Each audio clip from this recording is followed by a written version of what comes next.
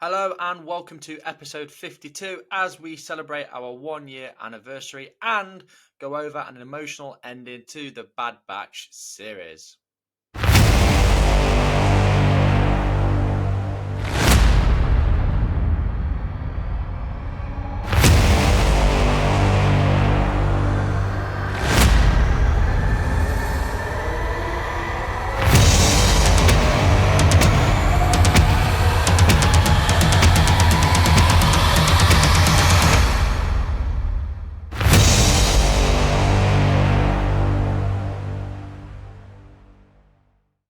Hello explorers and welcome to episode 52 and joining me as always aboard the Gaze Eccentric when she's not smuggling droids across the galaxy zoos, it's Taylor. Hello there. And at the helm, ensuring we stay on target, is a man who's been testing the knowledge of Star Wars fans across the states. It's the old guy Jedi, Jimmy. Howdy.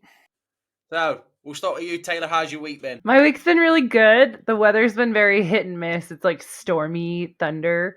But yeah, I got to, like Jack said, I got to bring a couple of the droids to my zoo from BC Droid Builders, and I got to make a commercial. If you guys haven't seen it, check out the Greater Vancouver Zoo little 30-second trailer that I made. But yeah, it's been a really good week. Yeah. Good. What about you, Jimmy?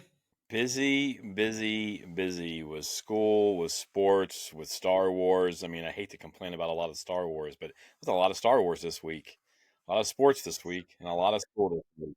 So busy.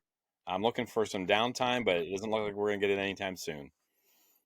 What about you, Jack? Yeah, busy bee again, mate, as always. Been on leave, so I should obviously just be chillaxing, whatever. But no, like you, loads of Star Wars, loads of sport. We got hammered at football yesterday. I think it was 47-0. We need Hank the Tank on the line is what we need.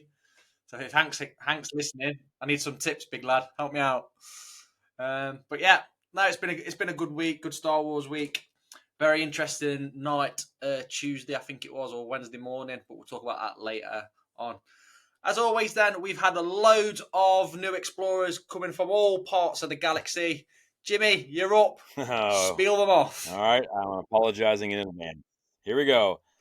Ellis Rebecca Hinkley, Darren Campbell, Cody Friesen, John Clarity, Lita Solorio, Brandon Streifler, Peter Harper, Ed Tugwell, Nick Sherwood, Sharonik, Mortis FM, Kristen Olave, Brian Stifler, Jedi Kenzai, Darth Prime Collectibles, Houghton Billy, A. Marston Shea, oh man, sorry about that, Spencer Nimke, Kieran Ukulele, Calvin the Cat Eating. I'm assuming these are handles from Instagram, and Coruscant Writing Club. So, yeah. Awesome job. Again, thank you so much to everybody that's getting the word out there. We are growing again rapidly as always. Thank you so much for joining us again. If any of your friends, your family, whoever it may be wants to join us, they can find us on Facebook, Instagram, YouTube, TikTok, Threads, and Twitter, if you still call it that now. And just remember to like, share, and subscribe, all one word. Explore the Force. Okay, so let's head into this week's Force Encounters, starting with you, Taylor. I had so many Force encounters this week, but one I just had to highlight is I on May 4th, I forgot my lunch because I had so much other stuff going on that morning. So I forgot my lunch, went to work, worked, and I ordered some pizza from the Oasis Cafe, and I literally got order 66 on Star Wars Day. I did not time it out. I didn't jump at the line when I heard it was order 64, anything like that. All I did was try to order some pizza and a Gatorade, and I killed the order. I killed the Jedi order. So, Nice. like, really, how many of you can say that you got order 66 on May 4th and the receipt actually says it all? So, I've tried so many times, and I'd highly recommend you keep that receipt as well, because that's a sign. That's definitely a I sign. will, and it's funny because like I didn't even really realize it until like it took me a minute to even realize it. Of course, I would be the one in my whole zoo to get it, but yeah. Keep that receipt, Taylor. Keep that I receipt. am. I Okay, am. just for myself then, We had a crazy week, Star Wars week, like we mentioned earlier. However, the main forcing character for myself has got to be getting the celebration tickets.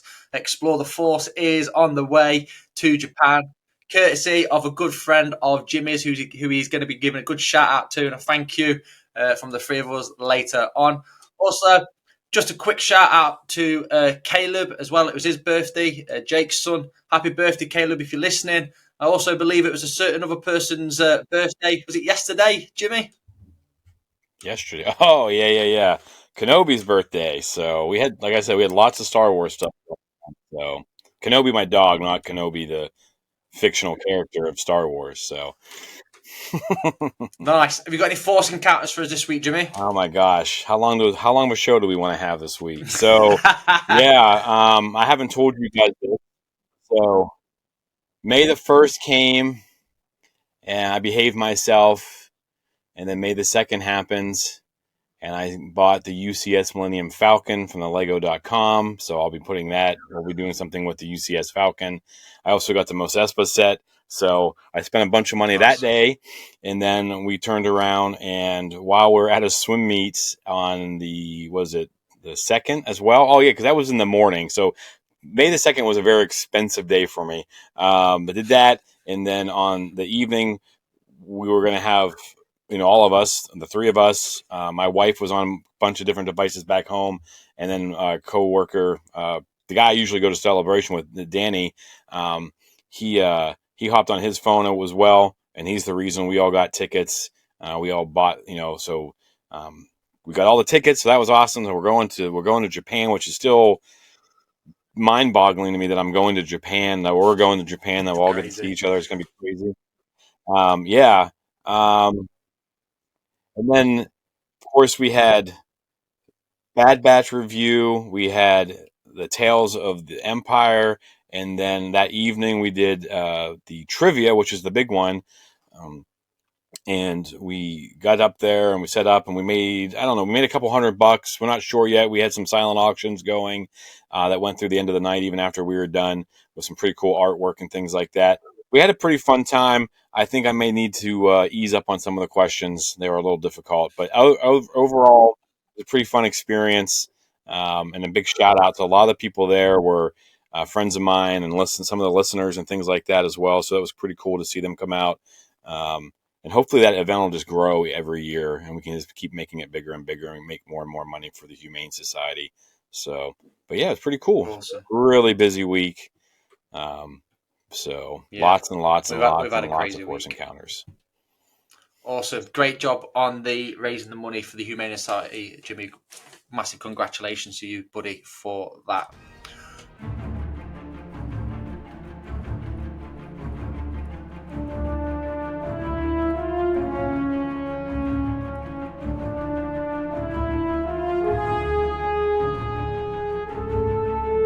Action series, The Skeleton Crew, something I'm super keen on, has revealed that the show that's set in the Mandoverse timeline, created by Jon Favreau and Dave Filoni, will be released around Christmas this year. What an awesome Christmas present. In an interview with Collider then, John Watts revealed that the series will release around Christmas.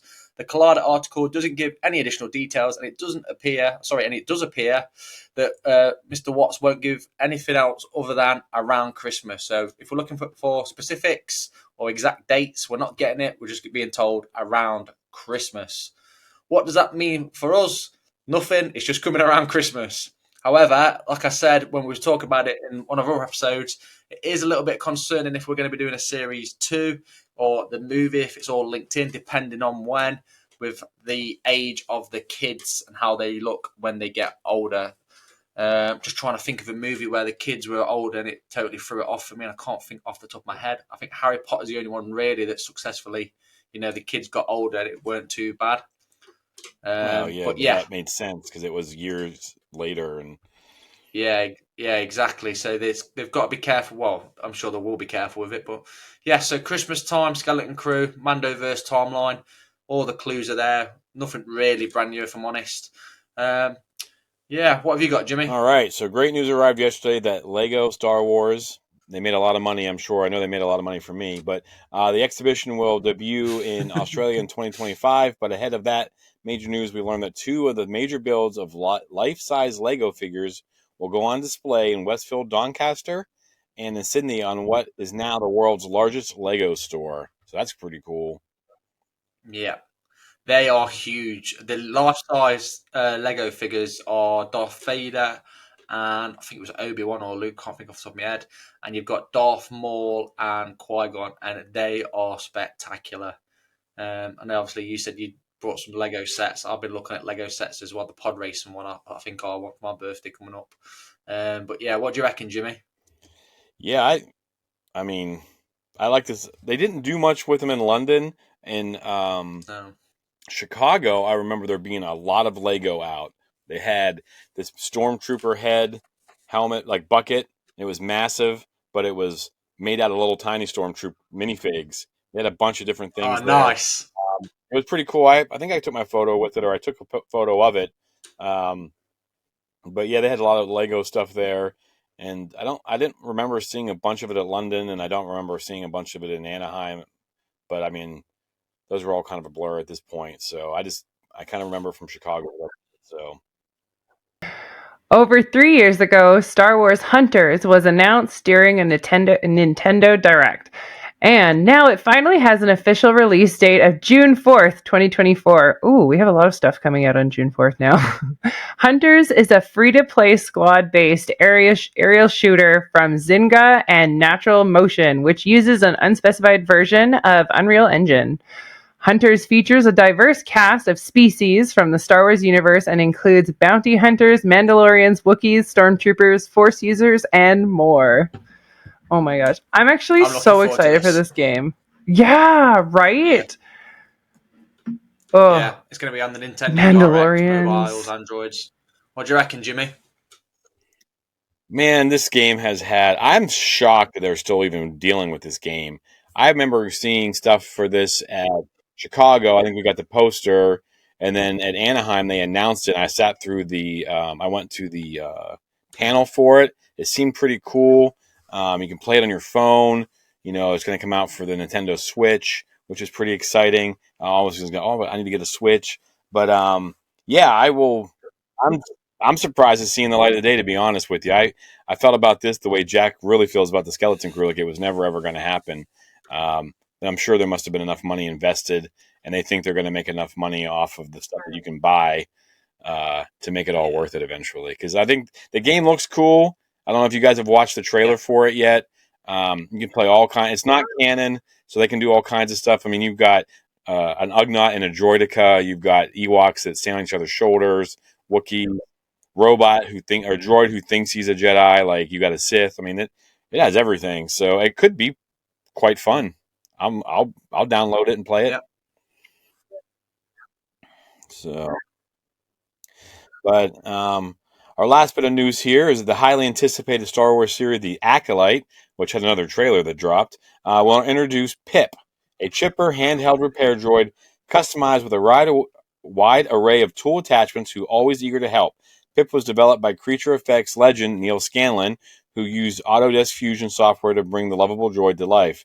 To honor both Pip's debut in The Acolyte and Star Wars Day, Lucasfilm and Autodesk, a global leader in technology, are teaming up to launch a limited time droid design contest. Fans can go to autodesk.com/droid to submit their own designs for a chance to win special grand prizes, including a trip to and guided tour of the Lucas Yeah. headquarters in Presidio in San Francisco, California, or the Walt Disney Studios lot in Burbank, California. This trip also includes a meet and greet session with a Lucasfilm executive Yeah. on site. Additional prizes include a virtual meet and greet session with the Disney or Lucasfilm executives and special merchandise from the What a Acolyte. prize. So that's pretty cool. Yeah.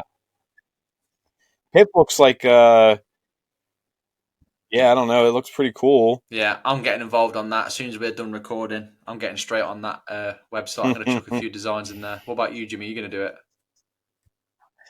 Yeah, that'll be fun, man. We go, man. It'd be worth trying just to go to Lucasfilm, Lucas Ranch, Skywalker Ranch or Yeah. whatever.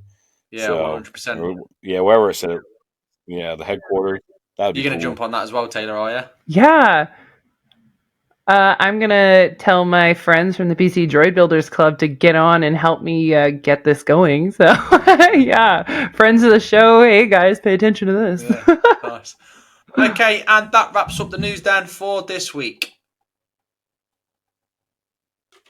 Okay then, so main part of the show, we're going to be talking a bit about the Bad Batch series, just wrapping it up. As always, we've got loads of comments from our explorers, starting off with Ed Friday.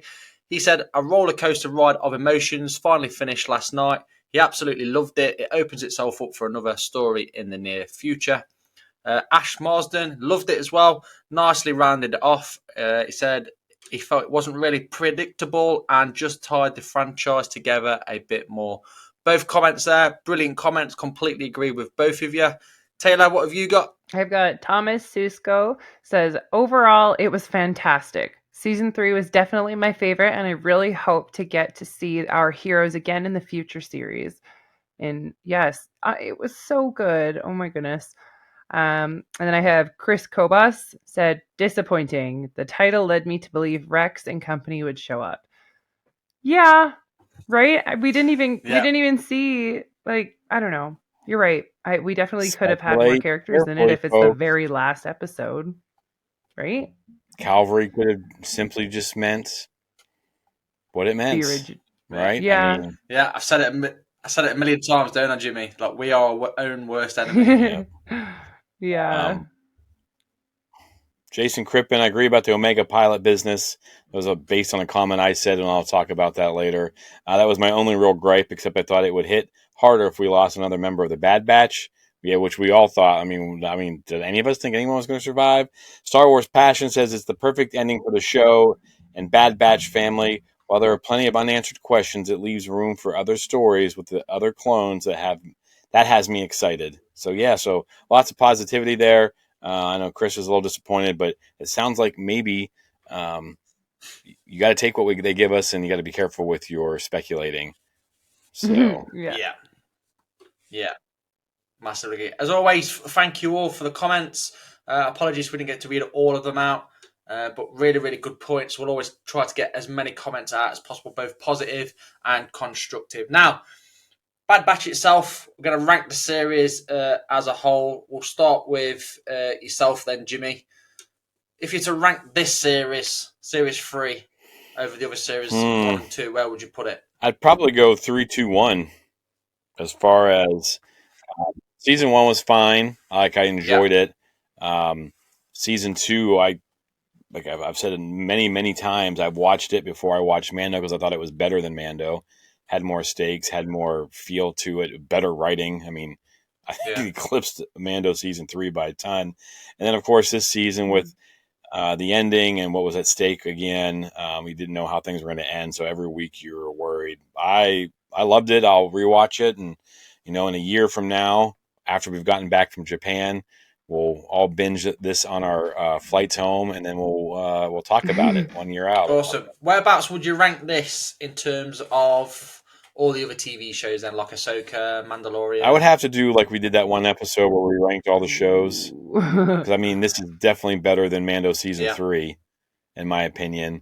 But it's difficult the more we get away from, it's been a while since we've had a live action. So I would put Ahsoka above it, but story wise and things that could come from it, I think it's pretty high up there. It would beat a few things. It would beat a few of the live action for me.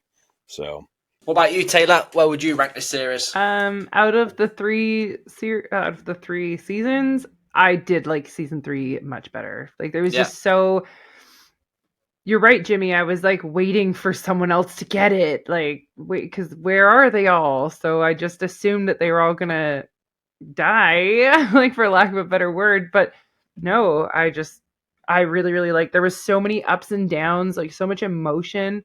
Like I got so much more emotion out of this than I would have out of like a Mandalorian episode. You're right, and I love the Mandalorian so much, but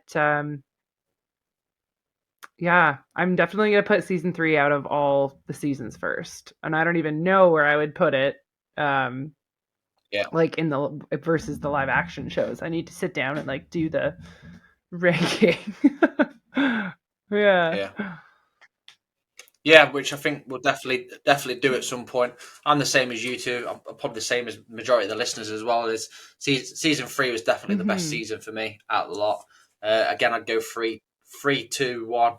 Um, Overall, as a TV series, it just shows the power of the animation when it's done correctly, how powerful it can actually be. You know, we've seen success with Star Wars Visions, Tales of the Empire, Tales of the Jedi.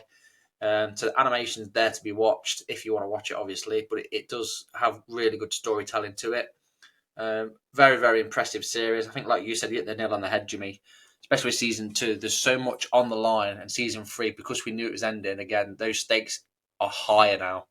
Um, and yeah, that brings us nicely then into our first of our top 3 episodes of Bad Batch season 3. So, Taylor, we're going to go with our top 3 episodes. What have you got at Number number 3, 3? I'm gonna go with episode number 4, A Different Approach, and that's the one where Crosshair pretty much has to learn how to Okay. think like Omega a little bit more, and that's why I liked that one.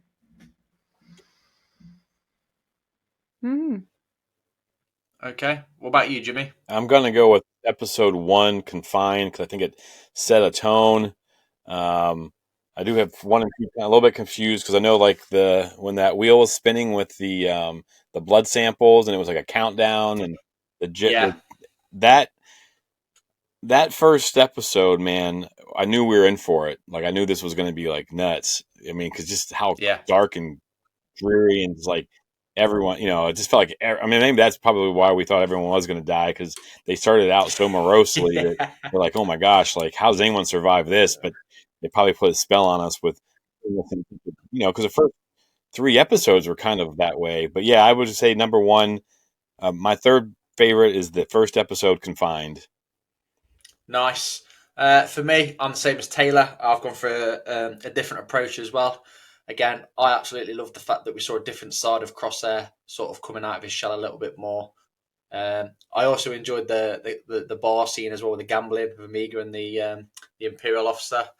Uh, I love the little Easter eggs in that one with the I forgot what they're called now. The little Furby creatures. Oh my gosh, what are they called on the Last Jedi? That's it. The little porg noise and stuff like that. Quite a few Easter eggs. Um, Yeah. Again, though, with you, Jimmy, this was a toss up between the different approach and the first episode as well. Confined, because I totally agree with you. Episode 1, it set the tone straight from the off, and it was very suspenseful, dramatic, and like you said, mate, it did. It got all of us as well, especially me thinking this is this is doom for everybody. Um, but yeah, nice. Okay, so second then, what we're going to go for, I'll start us off on this one. I've gone for the Harbinger. Obviously, the one with Asajj coming back into play. Brilliant to see Asajj, really, if I'm honest. I like seeing the different side of her. All um, I want to say light side, but I don't really class it as a light side, if I'm honest. She seems a bit more herself or a person that she should be after coming back from the dark side. I like the fact it answered a few more questions in terms of the midichlorian count. It starts getting you thinking as well about Amiga. It's more the effect that the episode had on me in terms of it got me thinking so many different things, Yeah. which to me is what Star Wars just lately has been about. It's Yeah. it's giving you that creative. What's the word I'm looking for here? Like creative. Um, what's the word I'm looking for? Like creative thinking, essentially. So you're making the story in your head, or you're thinking, Motivation. "What this could happen, this could happen." Where really nothing like that could happen. But we're still looking at Amiga now. Can she use the Force? She's obviously done all the meditation and stuff like that with the Wookiee that they saved back. I was going to say Buryaga. That was his name. Not Buryaga, is it? No. Back in one of the previous episodes. But yeah, I really Gunji. enjoyed this one. What about you, Jimmy? What have you got? Yeah, Gunji, you're right. Did you say me or Taylor? I'm sorry. You go for it, Jimmy. All right. I think Identity Crisis. I like seeing Emery struggling with her decisions. Yeah. Um, and then, Yeah. of course, we got to see a little bit more about what was going on because she gets introduced. I think that's when she becomes like the new head researcher or whatever. And so we get to see more of what's going on. We didn't ever get to see what necromancer is. I mean, we No. all speculating when we think we know what it was, I guess. But I like that one, just because of like just her struggle and things like that. It's the character building for this, and of course, how it ends, and where she's going to help out at the end. So I think that's pretty cool, and I'd be excited to see more about her character later on. So, but I thought Identity Crisis was a good one, and it kind of came off the back of. Well, I guess that was right after the Harbinger, and it was right before kind of like the silly ones where they were trapped in the thing. So I liked Identity Crisis. Nice. What about you, Taylor? What have you got at number 2? My number 2 is also going to be episode 9, the Harbinger, however you say it. Because I really like seeing Asajj, and like she's got her yellow saber, and like she's got hair, and you're right, you can see this like mediated state of her. Like she's not good, she's not bad, but yeah, like at the same time as watching this episode, I had just finished reading the Dark Disciple book. Yeah, So I had as well. I was already on an Asajj like high, so it was awesome to see her somewhere in like that story, right? So I don't know, it worked out perfectly in my life for me, so I really enjoyed it, and like just seeing how she's testing her, and if you think about it, now that we've reached the ending, Omega has metachlorians, but she couldn't really do anything with it, right? So it was just, it adds up to what we get at the end. So yeah. Anything to add on that, Jimmy? No, I mean, a Harbinger is fine. I didn't put it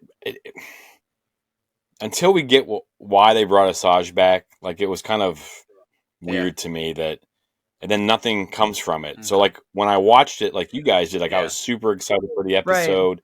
Right. I don't want to be negative, but like, and I'm not going to be one of those fans who's like, well, that was dumb because, and then nothing happened. There's no, so, but I mean, I really enjoyed that episode, but there's so much that should be tied to that episode that we don't know about yet. Maybe, I mean, you asked me in 2 years, and we got our Asajj series, and we have Omega using the Force, and all this. I'm like, hell yeah, that's number one for me. But until that happens, no, it makes sense. I'm excited to see Asajj always, but that episode kind of doesn't make sense to me, I guess, in a way. That makes sense. Okay, nice. No. I think, like you said as well, me and Taylor were still on a bit of a high because we just finished the book. Yeah, no, I mean, I totally understand why everyone loves it. Like, I mean, I loved the episode, but it's not going to be one of my top 3 because it didn't do anything yet for the story. You know what I mean? Does that make sense? Yeah. I mean, I'm not trying to be. Yeah. So that's just where I'm coming from with it. Awesome. Makes sense. Okay, so top episode then. What we're going for, Taylor? What did you pick? My favorite episode is going to be number 15, which I hope you guys didn't by the look of your faces. The cavalry has arrived, and all I can say is my heart. Oh, okay, I'll say a little bit more. Just how it all ended. Spoilers, you guys everyone's heard it, seen it. It just, I don't know, it just made my heart so happy because everyone's like, why are these clones protecting this kid? Why are they risking their life to drag this kid along with them everywhere? Why are they adapting and like putting themselves in extra danger for this girl? Like, yes, she's related to them, blah, blah, all of that. But it's like, in the end, all of that was so that Omega could go and fight with the rebellion. Like, you know what I mean? Like, it's just like, oh, just so happy. And and then we get like the answers to why she's so special, and like her blood, like there's nothing like super special about her Force abilities or anything like that, other than her metachlorians don't deteriorate when they've been cloned or clone. But So mixing her blood with other clones' bloods with metachlorians would enable them to create a new force. You know what I mean? Yeah, you guys know. But Yeah. there's just Yeah. so many good No, I've got answers. the Yeah. same one as well for our number 2. I've got the Yeah, exact go same for one. it. I know Jimmy's got a different one, which I'm interested to hear about. Oh. But no, same as you. What a way to round off a series. Absolutely incredible. And the biggest thing for me was Crosshair's redemption. Finally, at last, he had it coming. He went from zero to hero, I think, in everyone's minds. He got his comeuppance at the end as well. And a big surprise for me was that Batcher survived. I was expecting that pet to die, if I'm totally honest. Yeah, yeah. But no, I thought it was absolutely fantastic. Everything, the theme, the theatrical theme throughout, the rain coming down, Hunter and Crosshair looking at each other to trust Omega once more, and just everything boiled down to those last 5 minutes of that episode. It just completed a whole series, and such an incredible way to end a series, and it was done perfectly. I don't think they could have done anything better for those last 5 or 10 minutes at all, if I'm honest. Yeah, I like that Left it episode. all I'm not open. sure how much we're going to talk What about did the you think, series as a Jimmy? whole, but I know during our review, I had some not issues with it. Just it's almost the same as the Saj, like how it ends. And I thought it was very theatrical. I mean, it looked like a movie. But my number one is going to be Into the Breach. So that's going to be the one where they go and they had to steal the codes. They had to get themselves attached to the Nice. bottom of the ship. They do it at the very last second.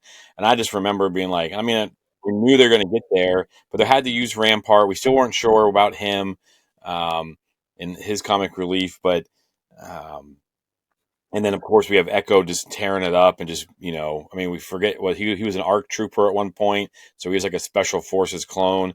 And we got to see a ton of stuff from him. And that just kept making me think Yeah. he was going to die because, like, it was almost like the tech train where, like, oh, they're building this character up just to cut him out from underneath us. But, yeah, Into the Breach, I thought had I was most anticipating, like, how, especially after Crosshair misses that shot whenever Omega gives herself up. And I thought they did a really good job of keeping it tense, even though we knew they were going to get there somehow. Yeah. You just weren't sure it was going to happen that episode. So, Into the Breach for me was really good and really set up the last 2 episodes. So I thought it was pretty good.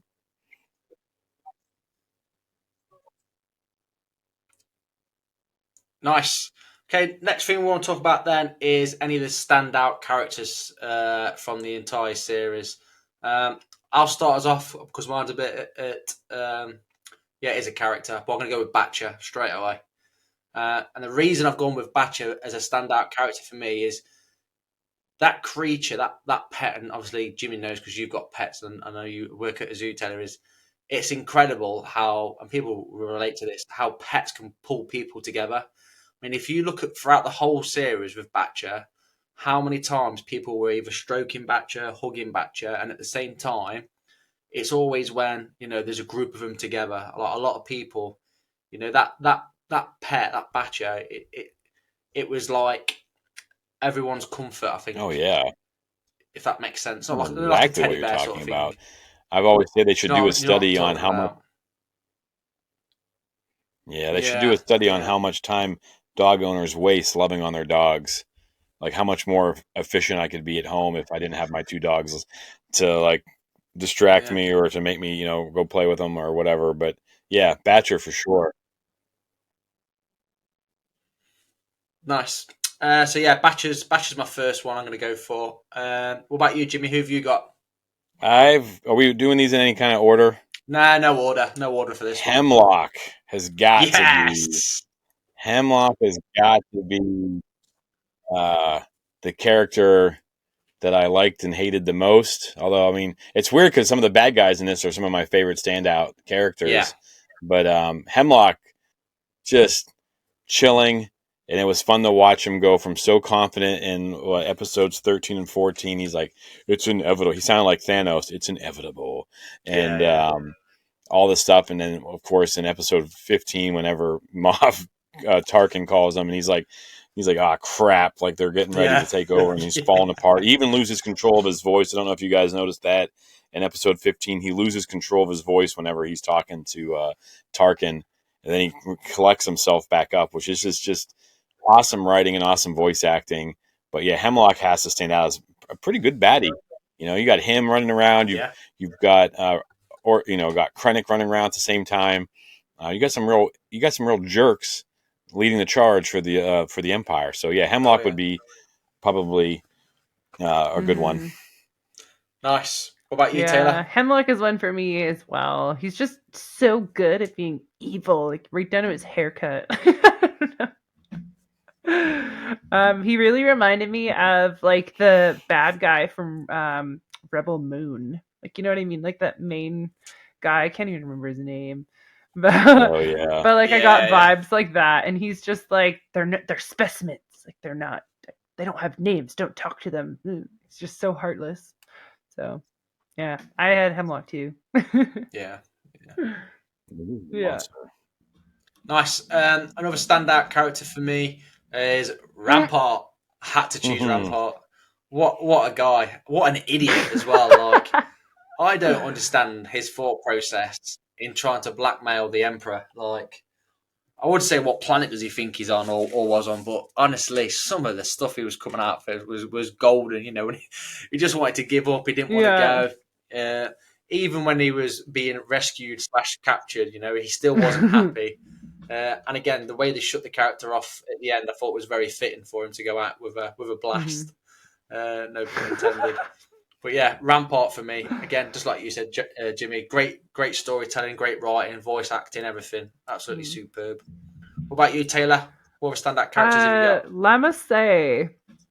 So she's like the one Kaminoan who really cares about Omega, and like she cares about the children, and she's smart, and the Kaminoans, like their science and their technology is amazing. But she actually has Yeah, heart, and she's like, no, like this is kind of evil. Like she's protecting Omega throughout the whole series until she gets arrested, and then at the very end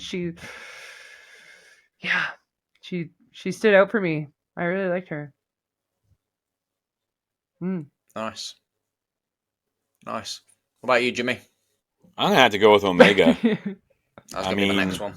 you think about the journey she's been on, and we're sitting there like, is she going to be annoying like Ahsoka was when she showed up in the Clone Wars movie, or you know, the arguments about, well, the Mando series is the kind of the same idea of fatherly figures and stuff like that. But by the end of it, like my only gripe about this series was that all she was a pilot for the rebellion. Yeah, Like she's so much more than that. I still think there's some issue. I don't want to get on this again, but she's too strong of in a world where everyone complains about people don't like women characters. If you write female characters like you write Omega, We'll love problem them. solved. Like it's not that like it's not that men hate women in Star Wars. It's like you need to give us good characters. Like Omega's yeah, a better character than Rey. Like I hate to say that, but we got to I spend agree. more time with her now too. Like you do have to understand, like we got 3 seasons, we got a lot more screen time. You get to see her grow up. Like a lot of investment in her, Yeah. and that Yeah, writing has to be there for these characters, because by the end of it, like my only complaint was the fact that, well, that's all she's going to do. Like that's where she's at. Like I have to believe in my heart that, like, as she goes to become a rebel pilot, that people are going to realize, like, oh dang, this girl is something special, right? And yeah, like, you know, and so for me, like Omega, just, I mean, she's so up there, and it was almost flirted with like the Mary Sue, like everything always worked out, but she always kept a positive attitude. They just wrote her in a way that they never changed her Yeah. character, and just the leadership. I mean, everything that I wanted in like my athletes and things like that. It's kind of how I think I see her as like one of my athletes, and the leadership, the positivity, the hard work, like all that stuff is just crazy for me. Like I loved it, and I can't wait for more. So she's absolutely probably my favorite character from the show.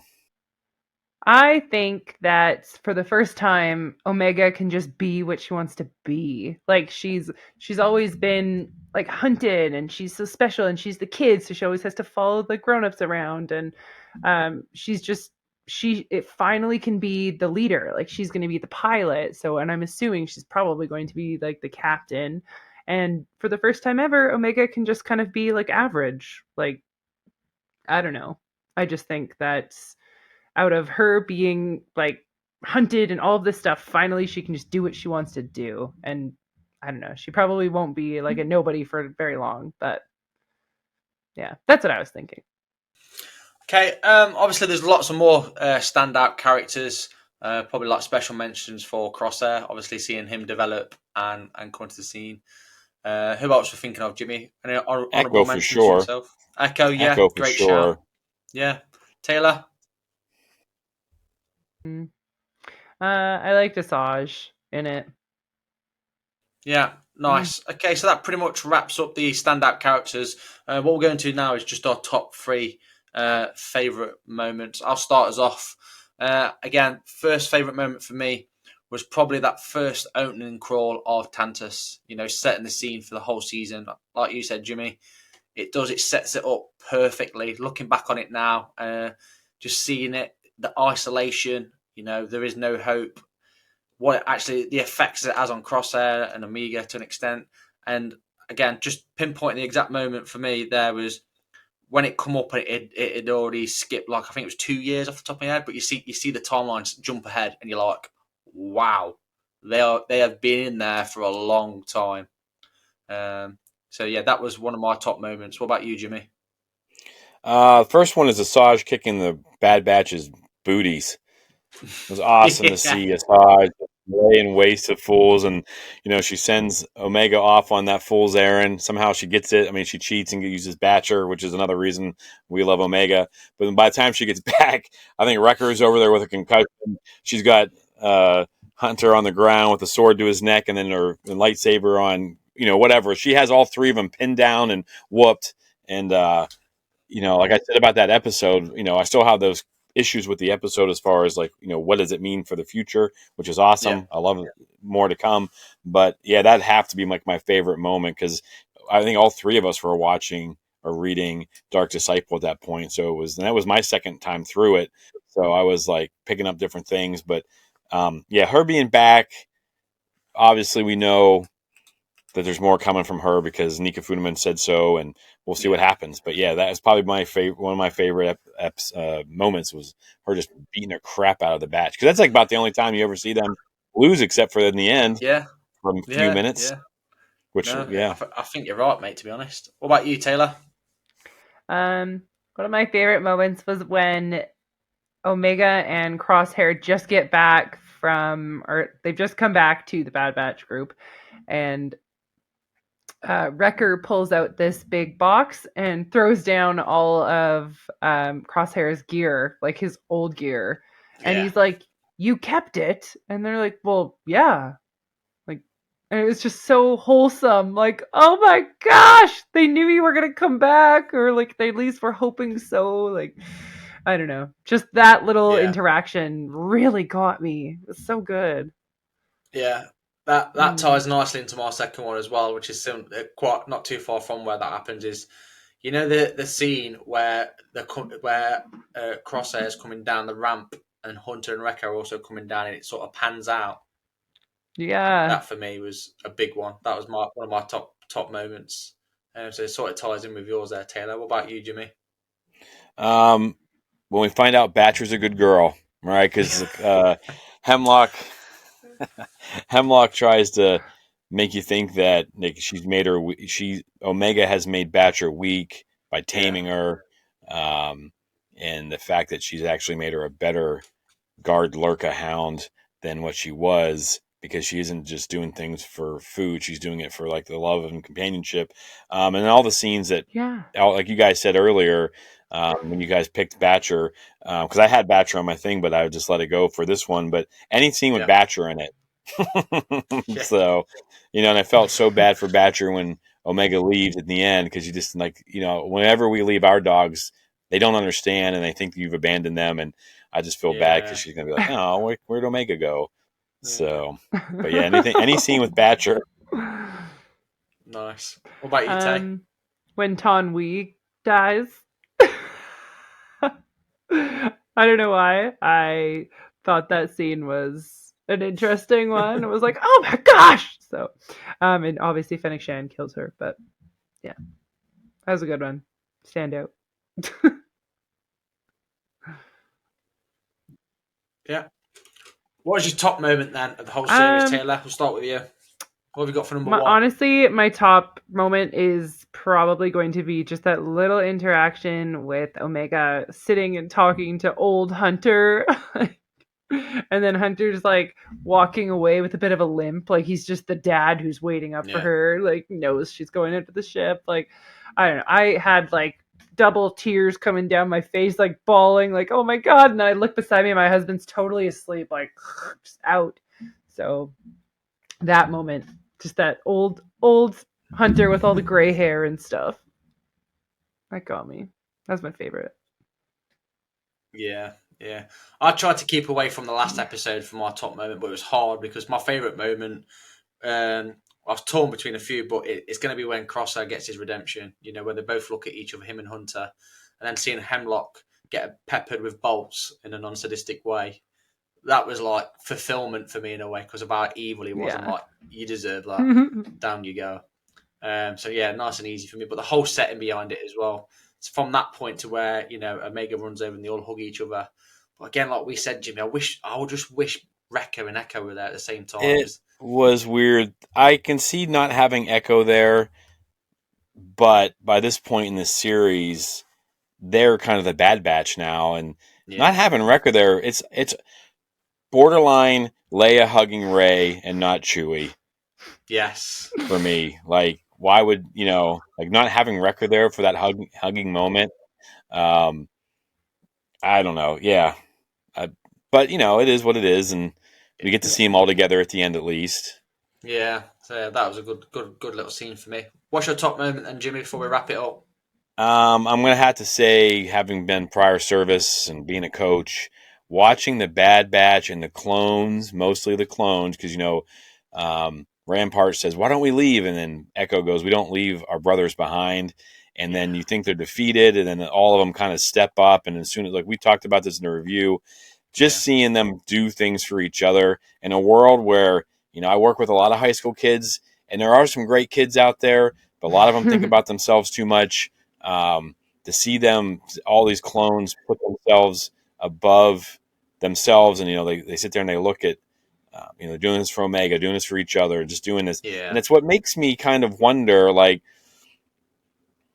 there has to be more to come, because just like Omega, like, as much as we love Omega and we think that, like, she's destined for great things, these clones don't have any quit in them either. I mean, the last thing that Hunter says to Omega is, if you need us, we'll be there.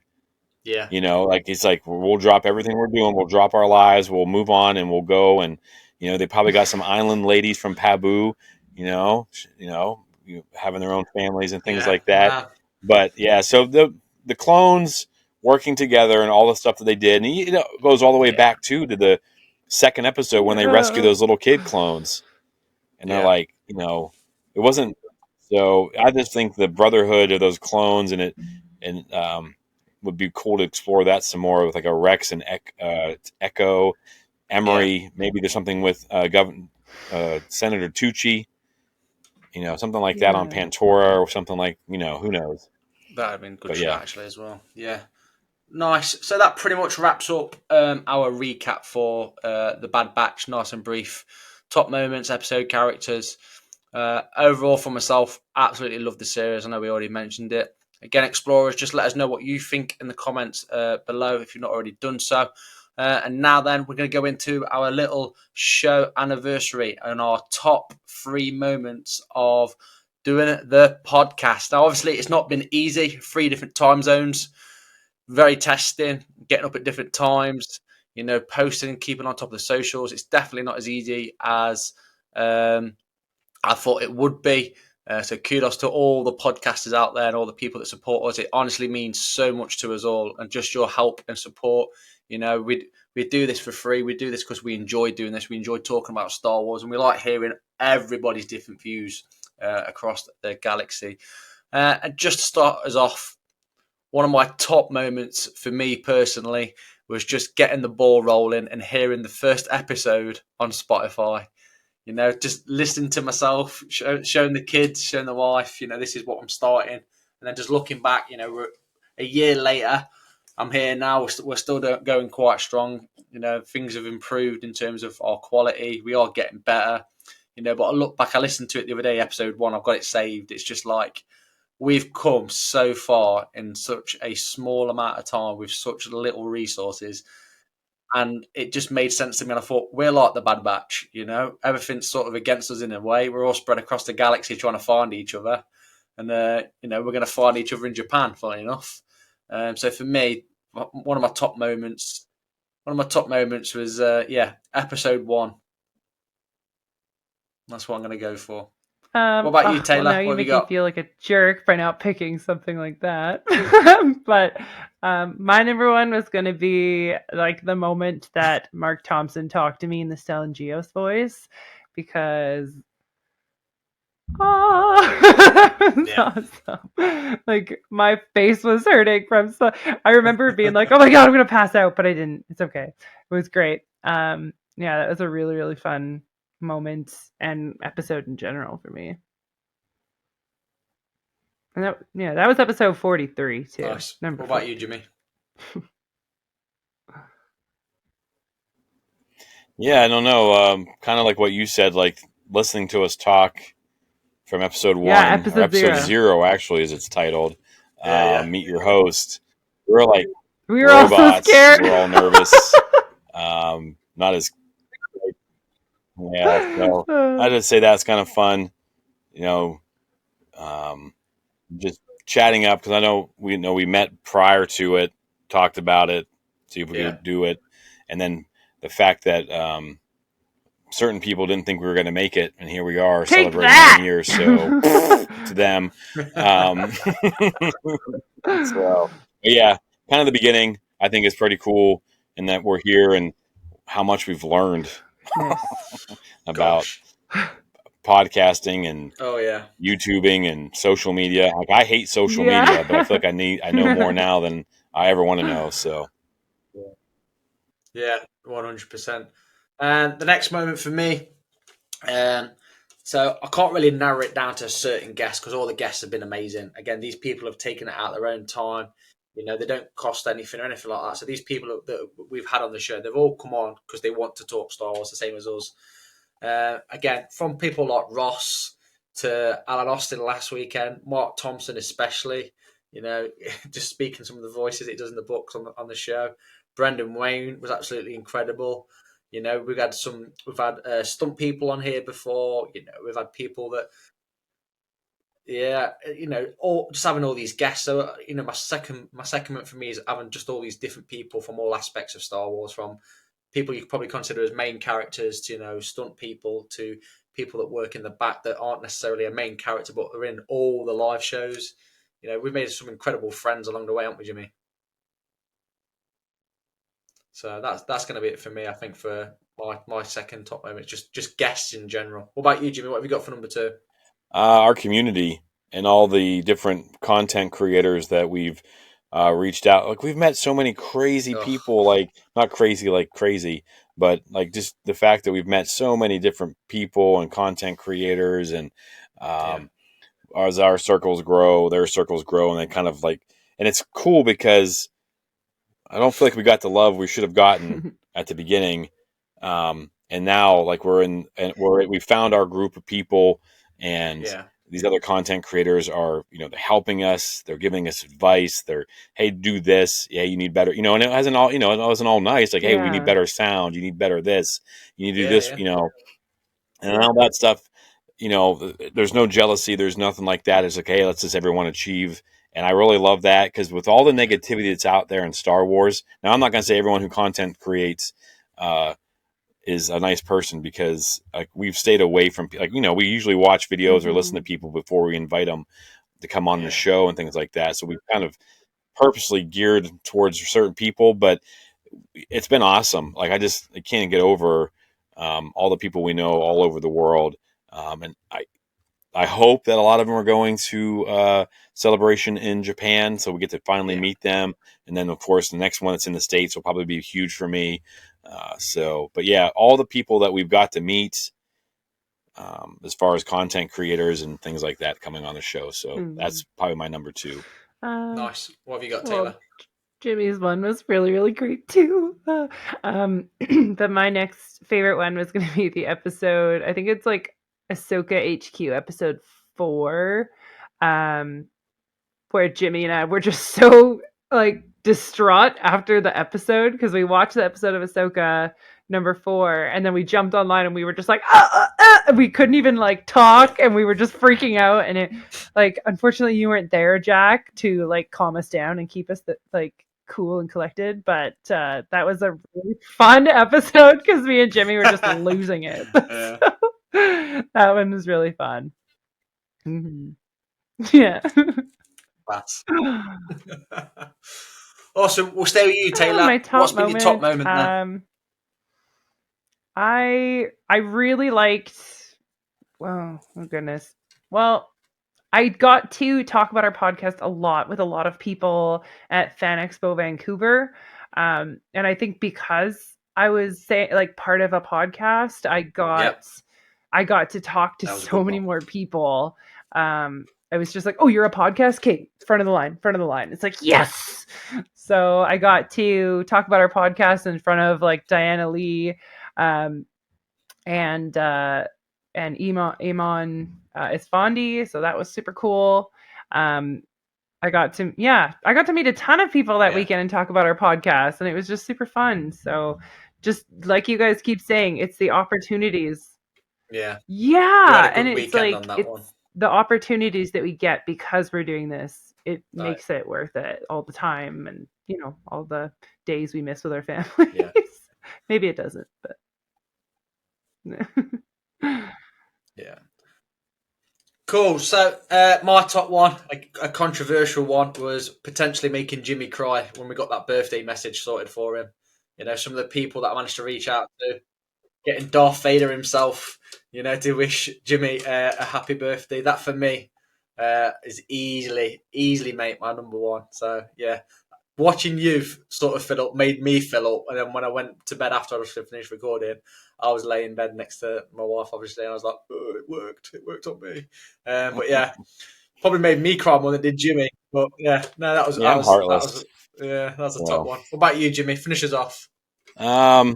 This is kind of a weird one, but so when we did episode 34, we weren't going to do anything over Christmas, and we decided after watching Rebel Moon Part 1 that we needed to like dive into it. And Taylor and I were ready to absolutely, I'm like, I don't have anything good to say. This thing sucked, you know, and we were just going to absolutely crush it. And we had the special guest, Force Ghost Conversations, who loves, I don't know if he loves Rebel Moon more than he loves Star Wars or not, but and we do have plans to have him come on, and we're going to do the second half once we have time. But his love for it, Taylor and I kind of were like, oh, well, I didn't think of that. You know, and I still am not a huge fan. And like, I think I still haven't watched the second one. It's been out for a month. I haven't. But I hope that we have that effect on people who listen to Star Wars, that give us a listen. You know, we are positive. We don't love everything, but we do try to do it in a way that is not like just tearing people down or tearing characters down, or, you know, and having that happen to Taylor and I, because I mean, we were coming out. We were kind of like the fandom menace, you know, these people who screaming from the rooftops everything negative about Star Wars and blah blah blah. I hope that we as a group have that effect on people listening to Star Wars, watching Star Wars. I hope we say like, hey, you know, like, what about this angle or what about that angle? So being able to do that was one of the reasons I wanted to start this with you guys. And I hope that we had that effect on at least one person. Over our first 52 plus episodes, because we have 52 main shows and then we have tons of other things. So but, you know, and then of course just getting to do the stuff with you guys. So, but yeah, that's kind of my odd number one, because it wasn't even about Star Wars. Awesome. And that pretty much wraps up then this week's episode. As always, make sure you tune in on all the socials, Facebook, Instagram, Twitter, YouTube, TikTok, and Threads. Explore the Force, all one word. And make sure you tune in next week where we reveal the winner of how many times the word pilot was used in episode 51. There's still time to jump on and give it a listen. Again, just message any of us directly with your number. You're looking for the word pilot, episode 51. All the best to everybody on that. So, from Taylor. For light and life. And from myself, a clone's weakness is their loyalty. And for all of us, for a year now, we have spoken. See you next week.